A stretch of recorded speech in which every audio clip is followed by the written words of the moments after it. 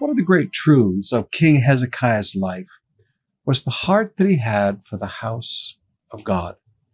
Now, in the very first month of his kingship, I don't know why it took Solomon 4 years to start building the temple, but when this guy became king, there was something he began to do immediately. In 2 Chronicles 29, verse 3, it says, "In the very first month of the first year of his reign, Hezekiah reopened the doors of the temple of the Lord and repaired them." In the very first month of the first year of his reign. They said, "Pastor, why would he have to reopen the doors of the temple?" Because if you go back in our reading to 2 Chronicles 28, verses 24 to 25, you see that his father turned against God.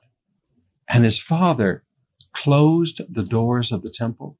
His father took the articles of the temple and broke them in pieces. His father set up demon altars in the temple and around all of Judah. His father really turned against God and shut the doors of the temple of God, drove the priests out, did not allow the priests to be there to offer sacrifices.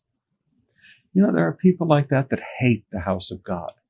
And they're always trying to keep people out of God's house. They're always trying to drive people out of God's house. Well, you know, Pastor Sumrall, we don't need to go to church. Excuse me. One of the ways I look at people and I recognize their hearts, when they have no heart for the house of God, when they have no heart for a place where an altar for God has been built and Jesus is honored as Lord and is worshiped. Well, you know, we don't need to do that anymore. We're New Covenant Christians. That is so untrue. Every place in the New Testament you find the people of God had a place to meet. We call them church buildings. But they always had a place to meet. And when I find Christians today standing up, closing the doors of the churches, we don't want anybody to go to church, I get very, very concerned because it's the heart of a person who has abandoned God. Now, Hezekiah was exactly the opposite. In 2 Chronicles 29, verses 6 and 7, he says, "Our ancestors were unfaithful and did what was evil in the sight of the Lord. They abandoned the Lord and his dwelling places." Now, you see, when people abandon the Lord, they also abandon his house. They abandon his dwelling place, a place where he has said, "I will walk among the 7 golden lampstands. Where 2 or 3 are gathered together in my name, there I am in the midst of them." There are places of worship where we gather together. And these people abandon God and they abandon his dwelling places and they turn their backs on God. He said, these ancestors of ours shut the doors of the temple's entry room and they snuffed out the lamps. They stopped the burning of incense and the presenting of burnt offerings at the sanctuary of the God of Israel. He's talking about his own father and his own father's men and leaders. He said, this is what they did. But he wasn't like that. Instead, in verses 16 to 17, he had the priests go in and clean out the tabernacle, clean out the temple. They went into the sanctuary of the temple and they cleansed it and they took out of the temple, the courtyard, all the defiled things. See, these people were not just happy to close the temple doors. They put all kinds of defiled things in there.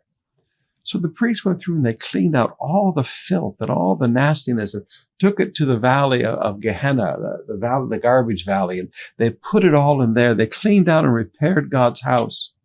And then in 2 Chronicles 30, verse 12, it said at the same time, God's hand was on the people in the land of Judah, giving them all one heart to obey the orders of the king and his officials who were following the word of the Lord. Gave them one heart to follow the king and his officials who were following the word of the Lord, and they rebuilt and restored God's house. Now, I want you to notice something there. God will give one heart. God will give a group of people one heart to do something. And it's not that they're obeying the king and they're obeying the pastor or they're obeying the leaders. God gives people one heart when leaders are following the word of the Lord. They're not doing what they want to do. They're not out causing division because they want to get a group of people to follow them. But when they're doing what God wants, God will give the people one heart because the leaders are leading the people to follow the word of the Lord.